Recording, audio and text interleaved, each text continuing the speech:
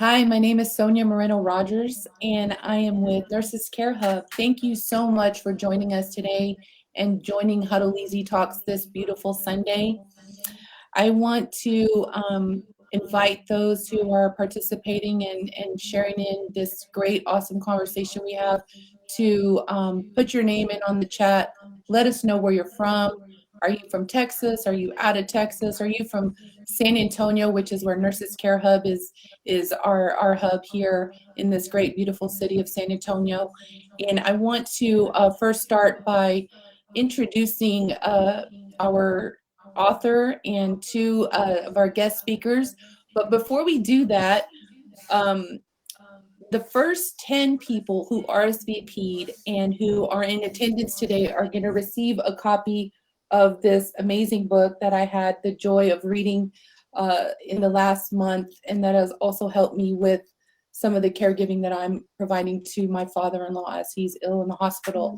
So what this show is going to do today is going to empower, educate nurses, and give a perspective, help them see a perspective from the caregiving side that many are providing to their families today. And so first I want to introduce Erica Cheatham.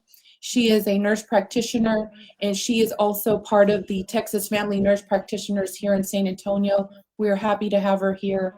Also, Erin Bettis is a nurse practitioner, and she is in the adult and geriatric nurse practitioner supportive palliative care part of nursing.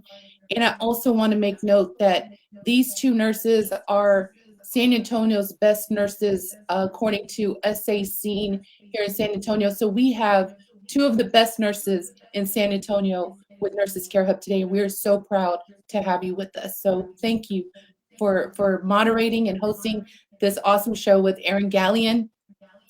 Erin Gallion is the author of, and I've been wanting to say the title of this book all week, is Badass Advocate. So this is her book that she just recently released in 2020. And it's Becoming the Champion Your Seriously Ill Loved One Deserves. And just to give a little bit of backstory about Erin Gallion is Erin lost her father, Mike, in 1997 to non-Hodgkin's lymphoma, and her sister Megan, who was 48, to a rare lung disease. And so these heartbreaking life events for Erin really touched her life as early as when she was in college, when her father was sick with non-Hodgkin's lymphoma. And it really taught her how to effectively advocate for patients. And that's what she wants to do. That's what motivated her to write Badass Advocate. The most recent loss with her sister led to her vision of helping and advocating and powerfully giving that message to patients and in the families' lives that are caring for those mostly caregivers and advocates who have sick loved ones that they're caring for, whether it be in the hospital, at home, or what have you. And so we want to welcome her, and we invite you to ask questions.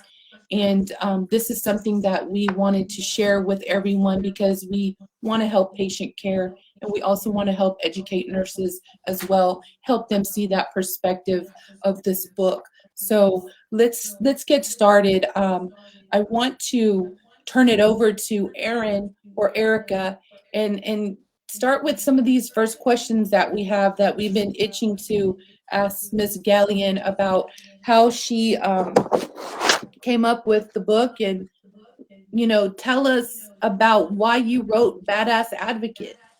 Yeah, thank you. Thank you so much for having me. I'm so excited to be here today. So thank you for that lovely introduction. I wrote the book, like you said, my sister passed away in 2018, so not too long ago. And after dealing with my father's death and going through that grieving process, and I was 20 years old, so I was young. I wasn't a caregiver for him. I was in college, like you mentioned. I was several states away. You learn some things from that, and you may have regrets, which now I tell everyone, don't have those regrets because you're just torturing yourself. It is what it is, and you just have to go through the grieving process.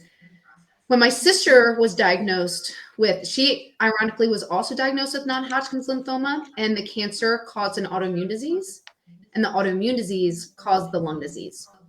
And you're correct, it was the lung disease that actually ended up taking her life, not the cancer, which she was cancer free when she passed away. And when she was sick, I was determined to be her advocate, even though I lived halfway across the country. She lived in Charleston, South Carolina.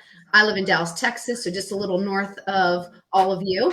And it was important to me that I made an impact on her care and made sure that she was getting the best care possible. So I couldn't cure her. I couldn't cure her lung disease, which was rare and really aggressive lung disease. But I certainly could do my best to advocate for her, even from afar.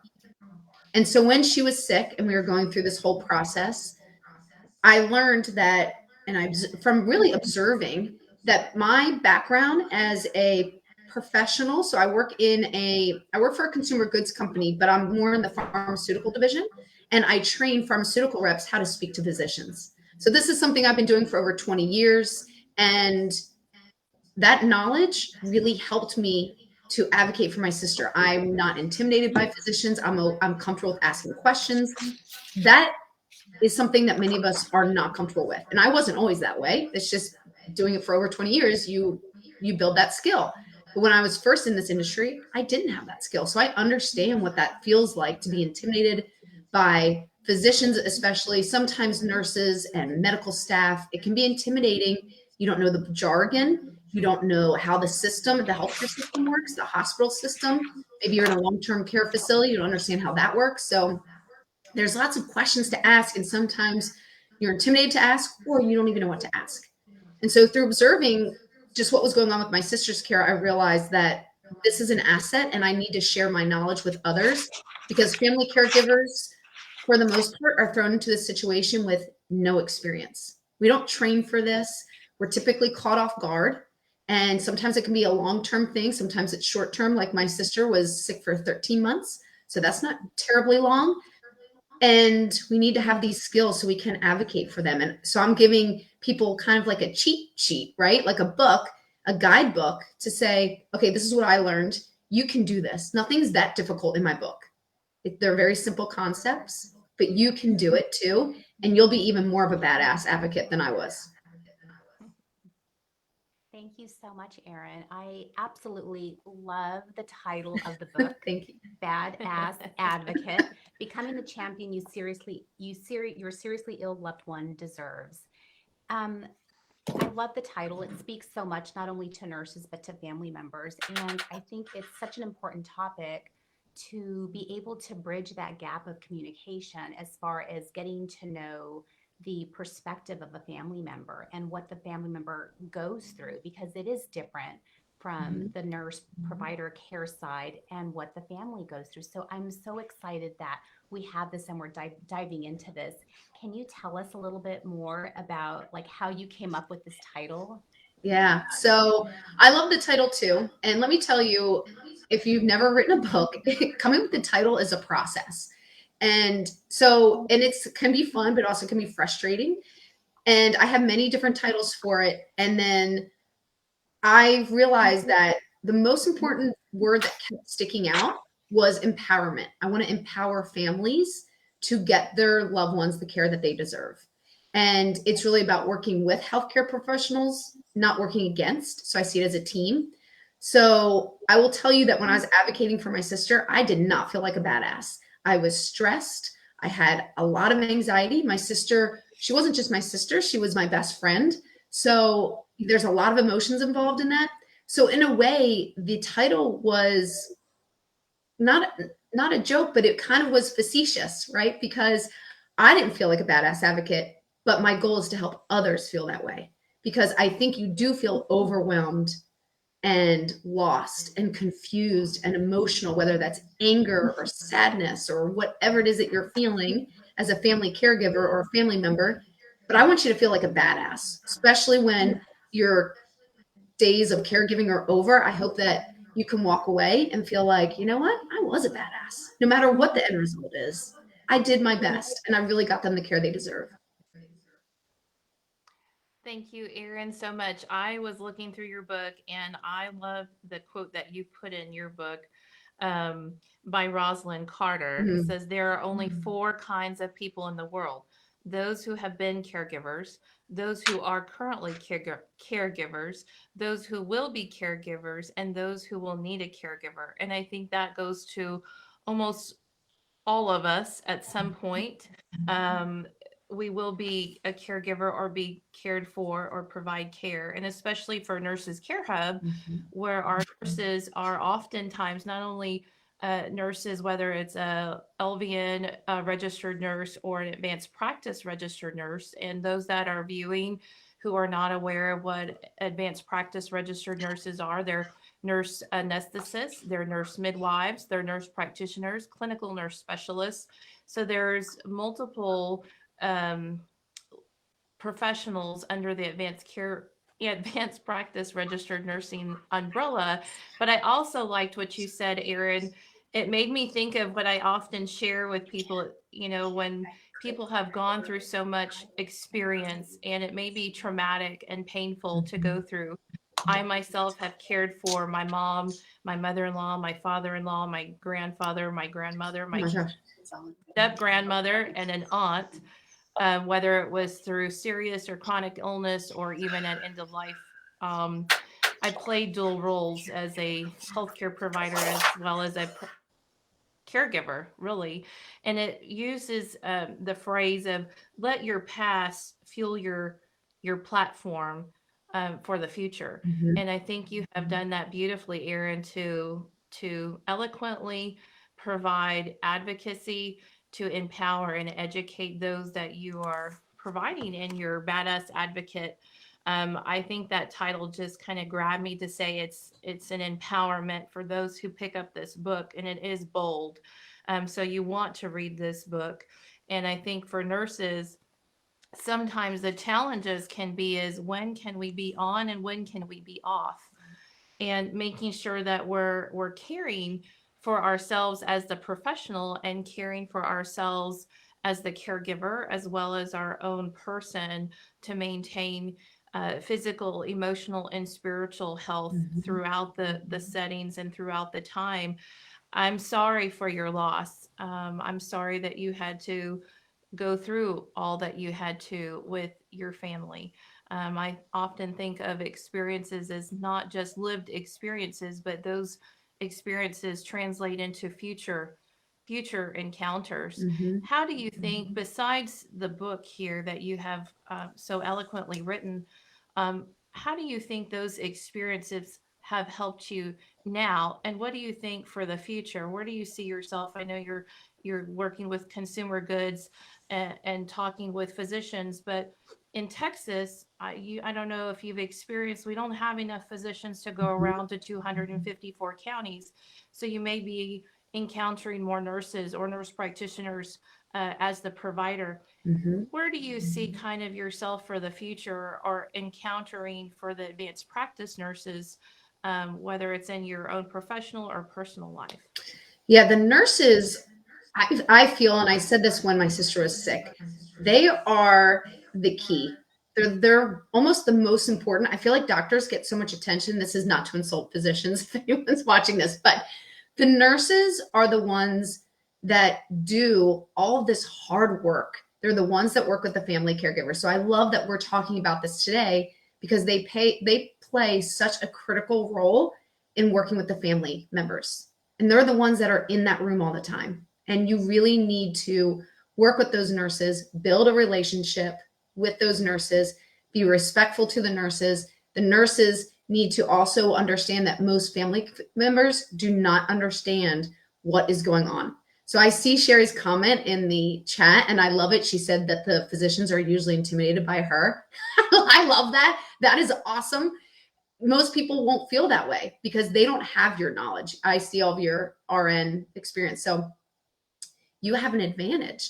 And most family members don't have that. So really the family members and those nurses need to work together to really support one another. And that to me is sometimes it works well and sometimes there's a gap there.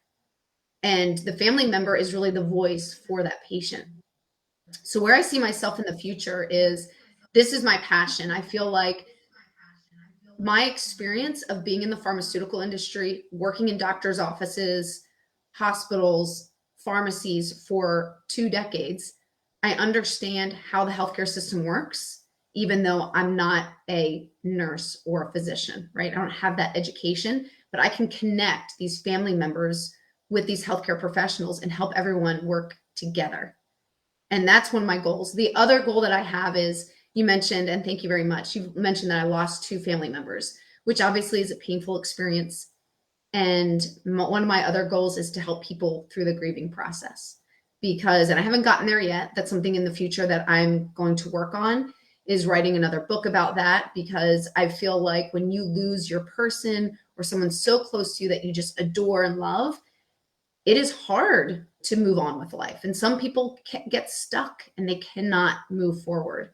But to me, you need to honor that person by living a really full life. And I feel like I could probably share some things that I've learned along the way from my pain. I don't know if that answered your question. Yeah, it did. I mean, those are just, it's so relevant to today, even for our caregivers, Aaron, of, even as a previous hospice nurse Mhm. before I became a palliative and hospice nurse practitioner, we suffer through our own personal loss and then the loss of our patients. But with COVID, has brought a higher level of acuity and volume of deaths, Mhm. as well as the trauma of, these are, times that complicated grief and bereavement for not just the caregiver or the family, but for nurses. How do we navigate complicated grief and bereavement? And you mentioned, sometimes we get stuck in the grief and bereavement. Right. My hope is that, when we're learning how to educate ourselves, because I consider education and knowledge is power. And when Yes. we advocate, you are educating yourselves on how to best advocate for whoever you are trying to care for, on the risk benefits alternatives, right? Because that's where healthcare is.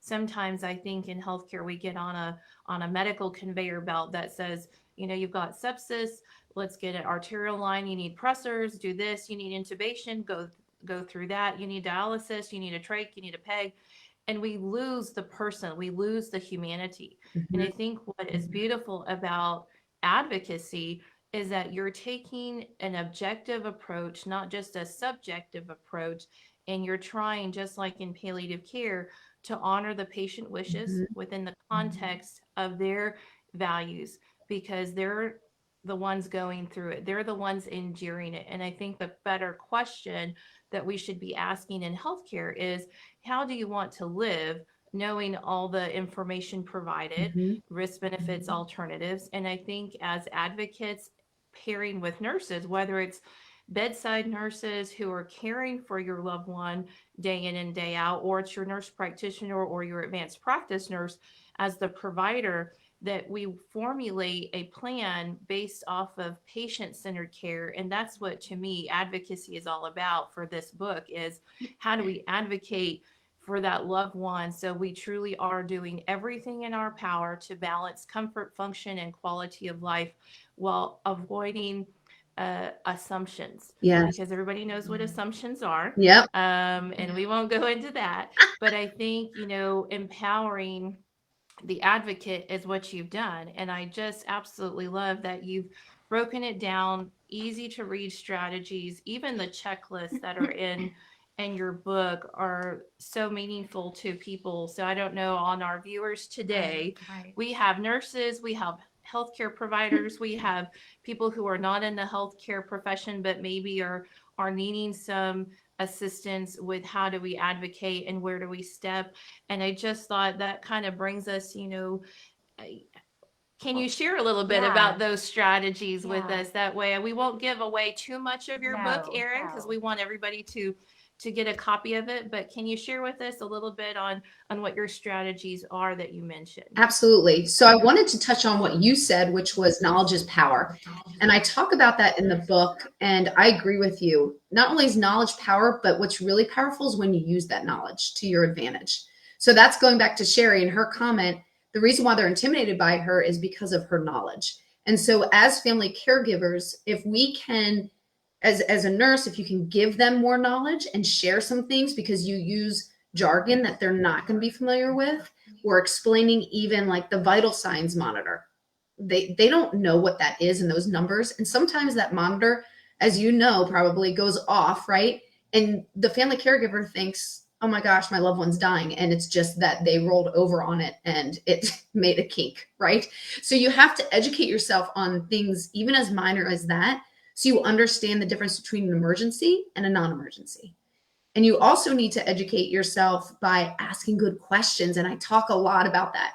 As a learning and development trainer, I talk to my reps, my sales reps, about asking good questions. And if you learn this skill of asking good questions, you get better information. And this is critical. So don't be afraid to ask questions. There are no stupid questions, I promise you.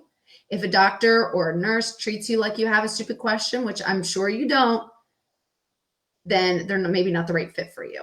So it's really important that you ask good questions. So even if you are a nurse and you're listening to this, you have knowledge, make sure you're asking those questions and you're not making assumptions, going back to your word. So I talk about the difference between an open-ended question and a closed-ended question. And I talk about this with my reps all the time. So an open-ended question are questions that start with what, how, who, when, where. And the goal of the open-ended question is you get the person that's listening to give you more information. So an example that I give in the book, or it's something like this, instead of making an assumption that your patient can only walk, you may ask the question, if you're making an assumption, when is a good time, or how often can my loved one walk, or how far can they walk, something like that, right? Can they walk? Those are more close-ended questions because you're making an assumption and there's not much information, because the doctor or the nurse can say they can walk once a day. They can walk for a mile, whatever it is, 10 steps. But if you say, what kind of exercise would be good for my loved one? You will get much more information.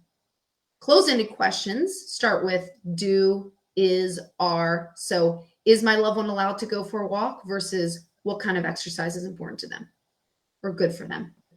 So understanding how to structure a sentence is important. Now you may think, well, I've never thought of questions like that. I've never thought that deeply about it. How am I going to do that in the moment? One of the other keys I talk about is making sure you are organized before you go into any meeting with a healthcare professional.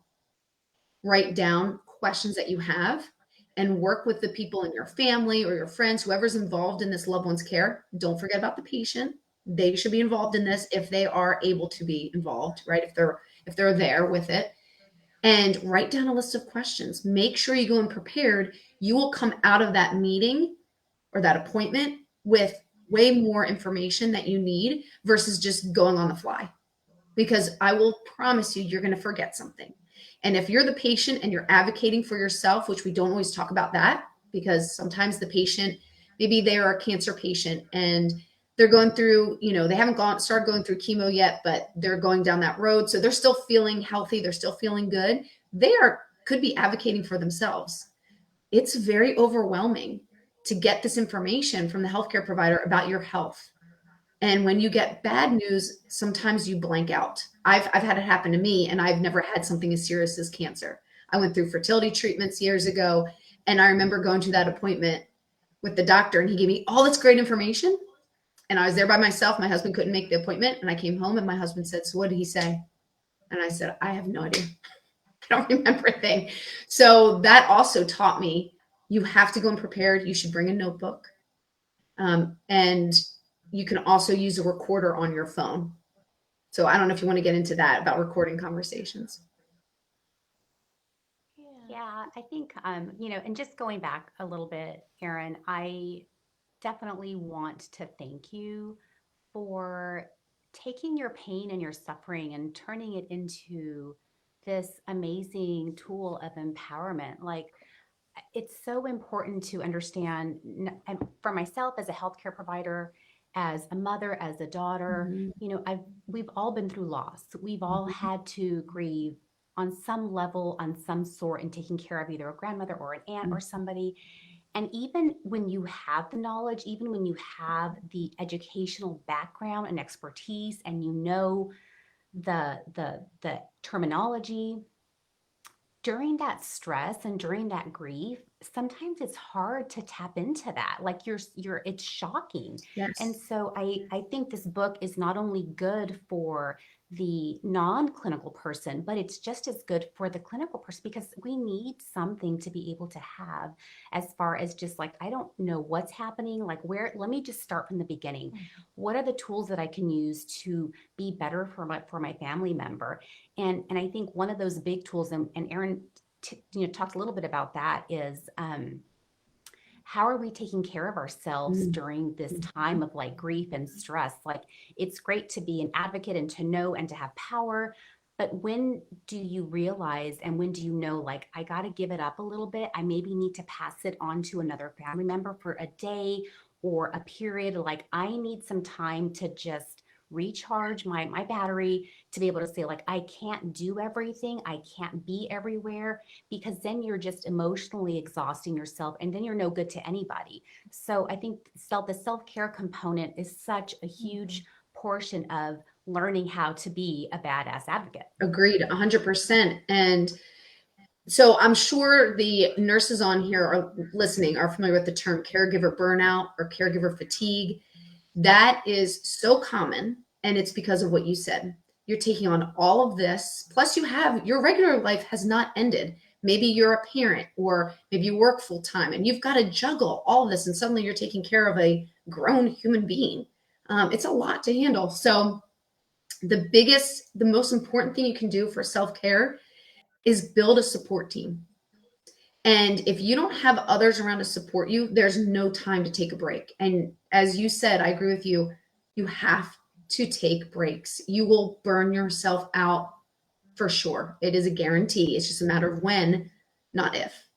Okay. So by building a support team, you can have people in your family, no brainer, right? If you come from a family like mine where, they lived close together, I wasn't, but my brother lived down the street, my mom lived down the street. So they were all able to support my sister and her husband and her children. That's not the case for everyone. And I understand that. But you can see that I advocated from far away. So I was able to take over some things like handling communication between my family and our big family. I come from a big family, so lots of cousins and aunts and uncles, and they want to know what's going on with my sister's care and her health and how she's doing. So there are things like that. Like even if I don't live close by and can't take her to a doctor's appointment, I can support in other ways. So that's one I thing. think that's, The yeah. other thing is you could have, if you don't have family, maybe you're an only child or it's just you and your spouse and you don't live near any family, call on your friends, your neighbors, and they can take over small tasks that maybe you don't think about because you're used to doing them, like taking the dog for a walk or coming in and unloading your dishwasher. They could be simple things. So start to think outside the box of what could I give to someone else? Or if you have a grown child, a teenager, they can take on more tasks to alleviate it from you so you can focus and not burn yourself out. And then have someone come in and give you that break. And that's what you were talking about. Right. So you can, of Yeah, it's course, such an go ahead. yeah. It's such an important question. And knowing who your support system is, definitely as a, primary care provider, I'm, unfortunately in these situations where I'm having to give these um, diagnoses Yeah. that are going to require a lot more attention, a lot more support. And one of the biggest questions I ask my patients is, who is your support team? I want to know who's there for them, whether it's a husband, whether it's a son or a daughter, their church. Are they doing counseling at a time when things are so stressful? Is there someone to help them, someone to assist them? And sometimes asking that question, they're like, I'm not sure who my support system Mm-hmm. is. And like, this is a great time to get like your ducks in a row and like start to think about who can you count on? Who can you trust? Who do you feel safe with during this time? Yes. And so it's such an important question to ask our patients as a nurse, as a provider, Yes. to ask our patients, who is your support system? How can you start to build up your strong team? Erica, And I think also, I was just oh, going to build on what you said, that they should make a list, like take it seriously, Yes. like mhm. write Yes, down all the people. And absolutely. also don't forget about the patient. I always like to go back to that. Sometimes, and Erin, you were saying that earlier, the patient is forgotten sometimes in these conversations. Include them.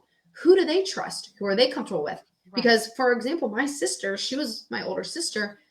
She had different friends and I had different friends, right? So I'm not going to pull my friends in to take care of my sister because that would be awkward for her. But she had friends that were willing and who she was comfortable with helping, that because believe me, as a patient, they may see things, or do things that are embarrassing.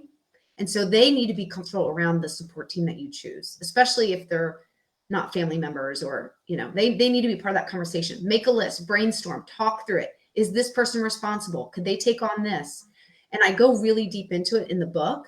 But, just a quick example is organizing meals. If they have children they need to take care of, and maybe you're the wife and you don't have time to cook the meals, well, you know what? Have a friend organize a meal train for you where you get a few meals a week, and that will take that burden off of you. That's a task someone in your neighborhood could take over, and it's not too hard. And as long as they're, or they have good organization skills and a little tech savvy, because there's plenty of websites that will organize it for you, that's something someone could take over, and it would make a huge difference. Yeah, I love the care train that, with modern technology, people can come up with to help with the laundry, to help with the dishes, the grocery shopping, the curbside, all of those things. But it also brings me back to, as a nurse practitioner, as a provider for these patients who are reviewing all the clinical information in the exam and saying, we now have a serious or complex illness. As a provider, we should be mindful when we're going to be sharing breaking bad news and having complex communication, that we are intentional with sharing with the patient that says, you know, we're going to be reviewing a lot of things. I want to see how I can best help and support you. And who is it that um, is your support system, not only for caregiving, but also medical decision making? Yes. Because sometimes as we are going through the medical journey, uh, I think sometimes people forget that our loved ones or the patient may be alert, but they do not have judgment, reasoning, and processing, or that's all complete because of multiple factors, Mhm. whether it's the diagnosis, the symptom burden from caring for the illness, the medications. But it kind of leads us down to having the advanced care planning discussions of, in Texas, unless we have a legal document like a medical power of attorney, we may have the best advocate. But if they're not our spouse, or per Texas hierarchy of signatures, so viewers, if you're not familiar and you're in Texas and we don't have a legal medical power of attorney, they look at Texas hierarchy of signatures. You can Google that and look at the hierarchy of relationship to who can make medical decisions. Should the patient, or should you lose medical capacity, not alertness, but medical capacity? It makes me think of when we're looking at advocates, if this is your designated advocate, even if they're in a different state, making sure that they have a documented medical power of attorney. And not just that, but also talking with an open and succinct time, not just at one time. It's kind of snack size and bite size Mhm. communications when we're talking about very complex. Right. I remember in your book, it was gut wrenching or heart wrenching to talk about different end of life care wishes. And part of what I look at as a provider is, especially if you're in the primary care, you're a specialist, we should be having these advanced care planning discussions on risk, benefits, alternatives, and values that you have, and making sure that we have formulated on legal documents in case something should happen that you can't make decisions for, that your advocate and hopefully also your medical power of attorney or hierarchy of signatures person is aware of your values and what meaning of life you would want if you're not able to share that.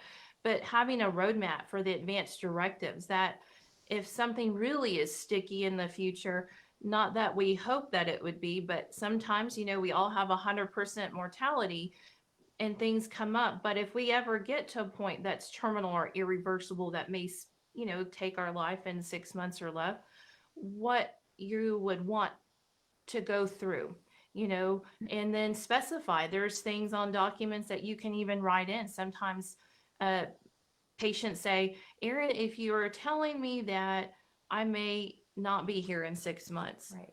Why would I want to be kept artificially alive on tubes and machines if that's how I'm going to be living for whatever time that may be? Sometimes patients would opt, if given the true picture, clinical Right. picture, and to choose. Maybe that's not what I would want. Maybe I would want to focus mostly on my comfort and quality of life. And if it helps me, great. If it doesn't help me, then maybe please withhold that.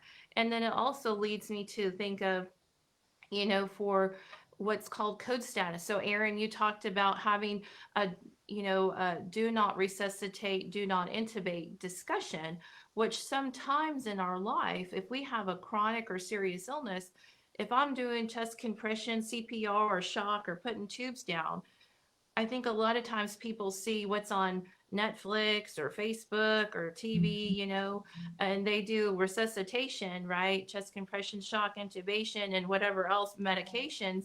And then they're waking up with their hair done and wanting a latte the next day. Sister, unfortunately, that's just not how it is. Right. No. And so sometimes when we're having these really um, hard conversations, as a provider for me, I look at how can I seed things to be concerned of and things to start thinking of.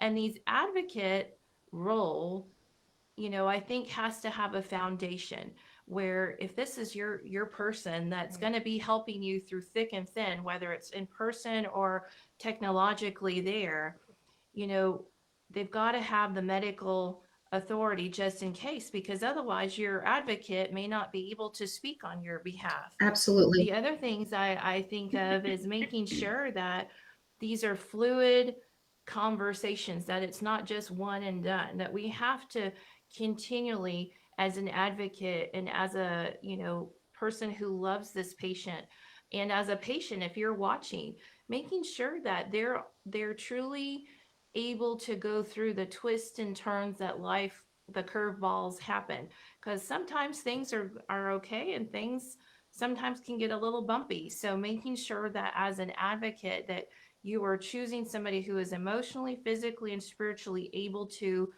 help you if things get really Right. kind of dicey. I don't know. Right. What do you think?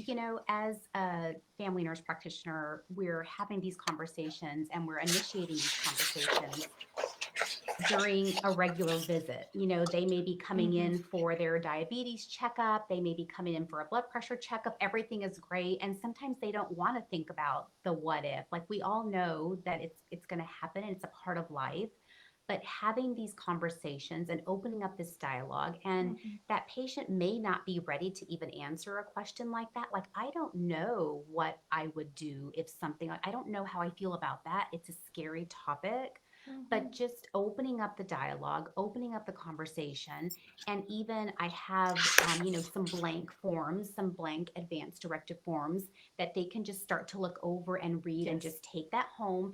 And we start to have these conversations, and it's part of my documentation, that it was discussed, a packet was given. And then when we see them again, hey, remember we mentioned, and so that it's not such a foreign topic, that it's a part of life and it's a part of taking care of the patient during the healthy moment, and knowing that, something may happen. I think, the other thing is just getting, always reassessing that plan, because even when you have that in Yes. place, it can change. Dynamics change, family members change, family members Yes. pass away. So all these things happen. So it can't just be like, oh, the form's in the chart. Well, how old is the form? How, like, is it something that we need to update and just make sure that everything is in line? And so I think it's just, starting to open up these topics, open up this discussion, making it comfortable, making it a part of your initial assessment, just like you're checking their blood pressure, just like you're doing Yes. a PHQ-9 for depression. Yes. We're also saying, hey, in case something were to happen, who would you want there, or what would you want done? So it's just starting to open that up, so that way they know that they're having these discussions with you whenever they're going in to see you. And let me Yeah, tell you, I think that's so vital. I think, It's a vital sign. I think so. It's a vital Because sign. as much as we do well woman and well man visits and lab work, I Yes. consider advanced care planning as a whole, not just the advanced directive or medical power of attorney, or what happens if in the future heart and lungs stop and my body fails to sustain life. I consider those like an annual. So that way your advocate, your medical surrogate, if something should happen, or medical power of attorney is spot on, because we've been there, done that with those conversations through thick and thin. And I think it's so vital as an advocate that, if you are going to be an advocate, Erin, I don't know kind of what you and your family have gone through then or now, but um, did you all go through advanced care planning that looked at medical power of attorney, advanced directive, and things like that for Texas? And then also, some of our viewers, and I know for myself, our hospitals and clinics oftentimes do not allow per policy to record, whether it's on video or whether it's voice. I don't know, how did you navigate that? So kind of, I think, a couple of questions within the one question Yeah. right now. So when we're talking about advanced directives, you both made so many good points. I just want to touch on a couple of things, a couple of thoughts that popped up. Having that conversation with your loved one is so hard. I did not have that conversation with my father. Like I said, I was 20 years old, so just practically a kid. I did have it with my sister, and I had to force myself to do it. It wasn't a conversation I wanted to have. It is an awkward and uncomfortable situation, especially when they're a young person, but I think it can be uncomfortable at any time, right? You mentioned earlier that my sister was 48 years old. So we were focused on fighting and fighting for her life and keeping her alive. So having the conversation of if you die is kind of contradicts or feels like you were bringing them down and saying, you're not going to make it. So I need to have a plan. And I just know that as a family member, that's very hard to broach that subject. So my advice would be a couple things. Number one, if you feel you can muster up the strength to do it, just do it. It is awkward. It's awful. I'm not going to say it's a fun conversation, but you can explain, just like Erin and Erica spoke about, that it's in their best interest in case something happens. I think that is the key to that conversation. Is it can happen to any of us. I mean, you could get hit by a bus tomorrow and you could be on a ventilator. So all of us should have an advanced directive. And yes, my husband and I do have something planned out with a lawyer that after my sister passed away, we want to make sure we had it all figured out so we know. When someone's in the hospital, like my sister was, and I had that conversation with her, it was very difficult. The other thing that I would say is if you cannot have that conversation, you just don't have the heart to do it, tap into the palliative care team. Ask for their help. I also did that. So the woman who wrote my foreword, Dr. Jennifer Aaron, she is a fantastic palliative care physician. We adored her. We built a great rapport. And I asked her for some help because we were having a hard time having that conversation. And that kind of opened the door that's what they're there. They're there to support not just the patient, but also the family. And that conversation needs to be had. And she had tools for my sister to fill out. And then I supported my sister when she was filling out that paperwork. So I was right there with her. It was hard and emotional for her. She's two young girls. She doesn't want to think about dying. She wants to think about living and fighting this disease. So that is one of my best tips I can give you, is tap into that palliative care team.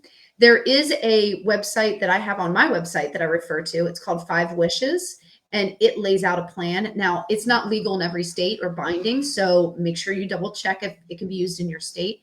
But it walks a patient through the end of life, like what your wishes are. So that's why it's called 5 Wishes. It's 5 questions. They're very simple. They're straightforward. And so I would check out that organization as well. That may be something that would be helpful for you and your loved one if you get to that point. So I agree, even if you are a healthcare provider, being in this role of a caregiver is a completely different perspective. And you're in shock and emotionally distraught, possibly. It could take you completely out of your role of, this is all the knowledge I have and experience, but now I'm on the other side. And now this is different. It's a different experience. So I would definitely have that conversation. Go ahead. Erin, I wanted to I don't want to interrupt, but I wanted to say a few things. I think your 5 R's are amazing. And this is where you really get into the meat of your book, in my opinion. And so, you have to, you say here that you begin to step out into your comfort zone, out of your comfort zone. And a lot of uh, families that are caring for patients, they really are stepping out of their comfort zone. They Mhm. don't know what questions to ask. They don't know how to ask it. And I have a question here from a participant that says, ask, what is the best way for family members to get a meeting with their loved one's team of nurses and doctors to be their best advocate? I can understand where that question comes from, because many people don't know how to approach nurses or physicians because they don't know, they don't understand some of the treatments and the diagnoses that are provided to these families. And so, do you have some information on? Can you help answer that question? Yes. So I did see Ken's question, and I'm so glad that you brought it up because I wanted to touch on it. So I'm going to make an assumption, and Ken, I can see the chat. So if this is wrong, please, make a little note in there, and I can redirect. But I'm assuming that you're talking about in a hospital, because with a doctor's office, you can call, make the appointment. If it's in the hospital, the one thing that I learned, and no one will really tell you this because I don't think they think about it, is that the physicians do rounds in the morning, and they go around and see all the patients, typically in the morning. So double check, ask the staff when the doctor does rounds. We did not know that the hospital my sister was in, they do rounds at 7 a.m. And we kept missing it. Every day we missed rounds for a while. And my sister at one point was in the hospital for like 28 days, which is a very long time to be in the hospital. So when we caught on to that there was 7 a.m., we made sure someone slept in the hospital with my sister, was up and ready to go and prepared for that conversation. Rounds is when the physician and the nurses, the team comes around and they review the patient's chart. They review what the plan of action is. And I asked permission from the physician if I could stand in the hallway and listen to them, because they do, at least at her hospital, they did two things. They stood in the hallway first where the patient couldn't hear and talked about the case. Then they come in and they speak to the patient and the family members. I asked if I could stand in the hallway and just listen in the background, and they said that was fine. I'm not sure everyone would be okay with that, but it's worth asking. Always ask, because the worst they can say is no. So that is one thing. The other thing is there's always a time in the day where the nurses in the hospital will switch shifts. And that's a great time also to be there. So have someone. It can't always be you if you're that caregiver, but if you can be in during that shift change, you can hear what the one nurse is going to tell the next nurse, who she's handing the baton to that next nurse. And that's a good time that you can jump in and ask questions. And that's typically happening in front of the patient as well. Then when it comes to preparation, make sure you go in and Sonia, this is what you're talking about, the 5 R's. So the 5 R's are reflect. This is something that you would do in the morning. So Ken, if you have this meeting coming up and you always want to be prepared. Every time you meet with the nurses, the doctors, be prepared. It'll just be a better outcome. I can't say that enough. And you'll feel more empowered because you'll be like, man, I went in there and I just knocked out of the park. I'm a total badass. I just asked questions and I got the answers that I needed, and I know what to do next. So I created this morning routine. It's usually best in the morning before the day starts. Wake up a little bit early and have some time to yourself. So the first R is reflect. Reflect upon your feelings and thoughts. We talked about all that you're going through as a family caregiver. And if you can sit back and reflect on what you're feeling, I think that's going to help you get through this time. Don't ignore those feelings. Don't suppress them. If you need to call a friend, or if you see a therapist, make an appointment. Make sure that you're keeping up with what you're going through. It's that self-care piece. Number 2 is review. Review the calendar. You should have a planner, a notebook that is dedicated to the patient, and make sure that you know when are the next appointments. What is coming up? When do I need to get a refill on that prescription? Anything that you need, make sure that you are reviewing that calendar, especially for that day. I like to take it one day at a time. And I'll tell you, I'm going through this. I'm not taking care of anyone right now. I'm not advocating for a patient, but I do almost the same thing for myself. So this isn't just for healthcare. You're welcome, Ken. I see your message. Number 3 is re-examine. So you want to re-examine the patient's care. Think back about what needs to be done, what questions need to be asked. This would be where you kind of prepare for those appointments in the day and write down those questions. Consult your support team. Does anyone have any questions? Okay. Reevaluate the patient's care, reevaluate the support team. Maybe your mom is part of the support team and she's getting really burnt out and she needs a few days off. Have that conversation, recognize she's burnt out. She's just not going, she's not doing well. We need to support her. And maybe that person is you that needs a break. And then recharge. And that's the last thing you do before you start your day.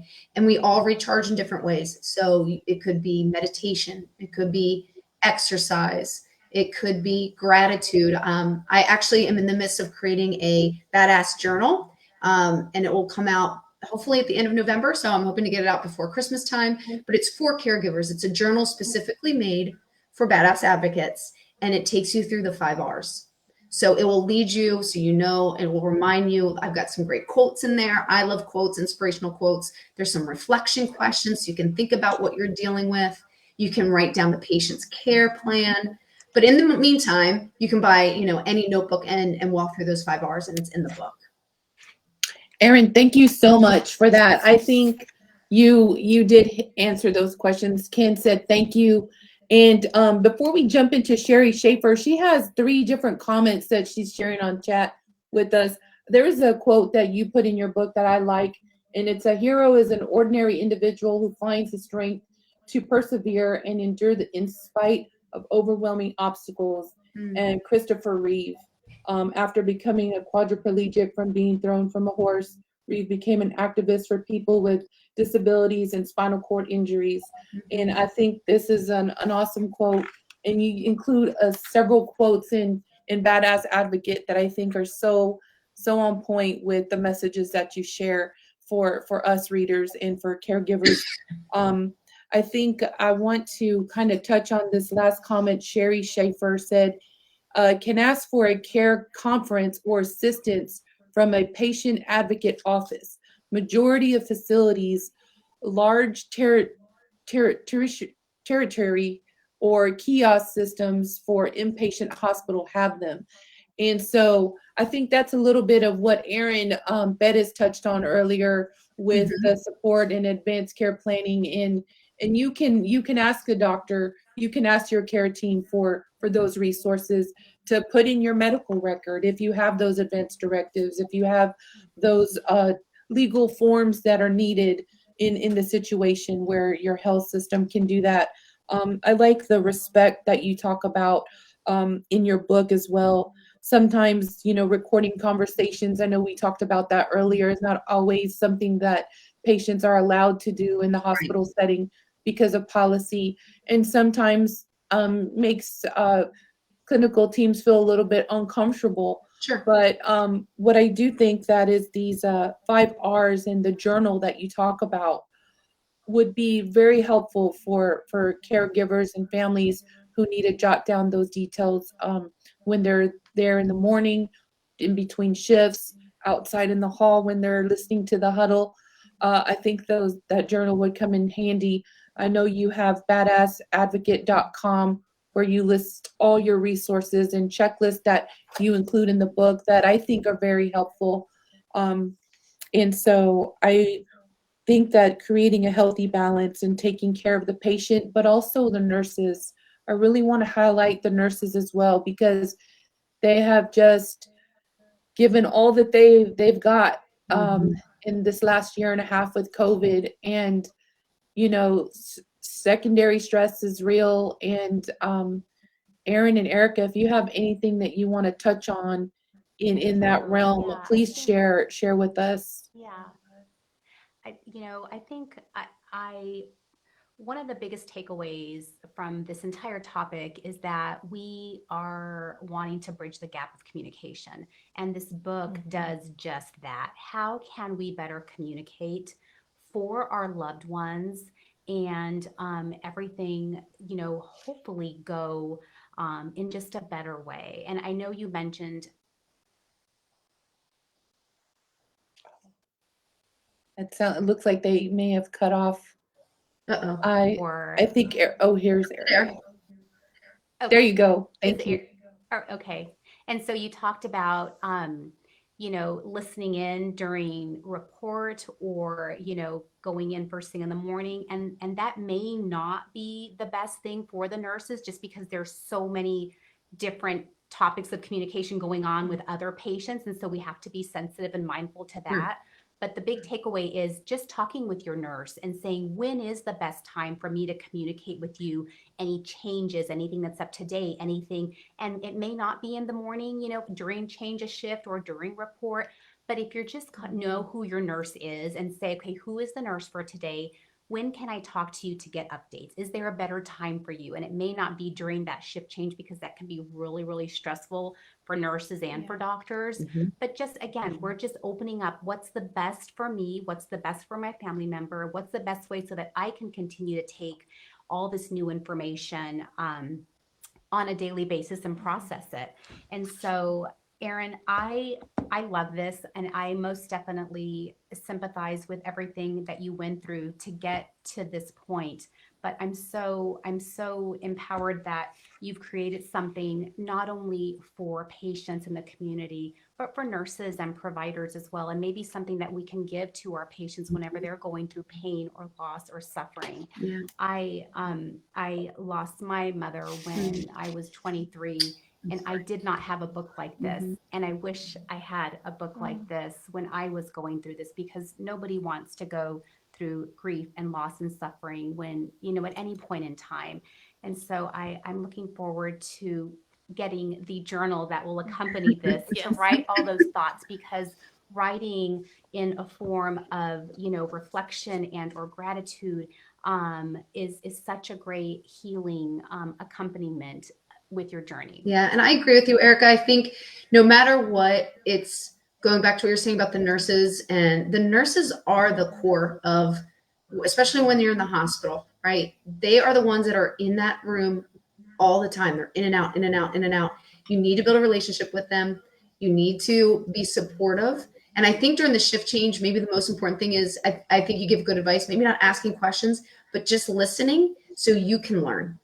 And if something is missed, you're there to support that nurse who is now leaving for the day, right? She's exhausted or he's exhausted. You can help with that shift change if needed. You're there to answer a question if they forget something, right? It's being a team, and it's opening that conversation. Just ask, when's the best time for me to meet with the team? So going back to Ken's question, maybe they don't let you listen in on rounds. Maybe they do, but ask the question. And don't be afraid to ask. That's all I want you to walk away with. Don't be afraid to ask questions, because you deserve the answers. Erin, So thank Erin, you it kind of for leads your. me to Oh yes, I wanted to let Erin Bettis close, but I wanted, before Erin says the last few words, Erin Gallion, thank you so much for Badass Advocate. Thank you. And please, if you don't get a free copy, I'm sorry, you're not a lucky one, but go and buy one. Erin Bettis, you want to close for today, and then we're shortly there concluding this talk. But I'd love Erin to Bettis, you read. have the last few words. Yeah, there is a beautiful poem that you have, Erin, in your book, and it's so beautiful. And it says, kindness can transform someone's dark moment with a blaze of light. You'll never know how much your caring matters. And I just love that. Yeah. And that kind of leads me to the last three things. I think, Erin, I can't tell you how much I am so appreciative of you taking the time, effort. Putting a book together is painstaking. It brings up a lot of emotions through trauma, and you've certainly had a lot of different trauma experiences that you are walking through so gracefully, and you are helping others have a little grace and mercy for themselves through the self-care and reflection and advocacy education on how they can move the needle forward for whoever they're helping to advocate and care for. It brings me to our viewers saying, not just to get a copy of the Badass Advocate, but remember that Nurses Care Hub, remember that we had put out a book and an interactive guide on goals, wishes, advanced care planning. So if you go now to Nurses Care Hub, you can look at buying goals, wishes, advanced care planning. That's on how do you start these very difficult and challenging communications. In Texas, we have outlined specifically what you need to do and how you need to have it documented and legally honored. We outline, if you're going to be choosing an advocate that's helping you make medical decisions, whether you're a healthcare provider or whether you're a patient or a family member, what your roles are. These are tools and communication tips and tricks on how to facilitate and honoring them legally. And then I think now that I'm hearing wonderful news from Erin that she's going to have a journal for you, I think you put together Badass Advocate book with her journal, and then you get a copy of the Nurses Care Hub Goals, Wishes, Advanced Care Planning. We also have an interactive video guide that walks you through all of those different steps that we're talking about today. I think you are well on the road to having education, information that you can disseminate to not only your loved one who you're advocating for, but also your network of caregiving support and helping you as a professional move forward to move that needle forward on balancing comfort, function, and quality of life within all of the different dynamics that healthcare and that healthcare journey will throw at you. But I'm so thankful that Nurses Care Hub was able to bring on Erin and show the Badass Advocate for all of us. Thank you so much. Thank you. And thank you Thank for you, all that you Erin. do. It was I know such a it's pleasure. been quite the year, or 2 years. So thank you for all that you do. We love our nurses, and that's why we just need to work with each other, and you do all the hard work. So we're so thankful. As a family member that's seen everything that you do hands on, it's amazing. I could never do your job. So thank you for everything you do. Thank you so much, Erin Gallion. It's a pleasure, and we support you in every way. Thank you to Erica Cheatham and Erin Bettis. Thank you for joining Nurses Care Hub today. Have a blessed Sunday.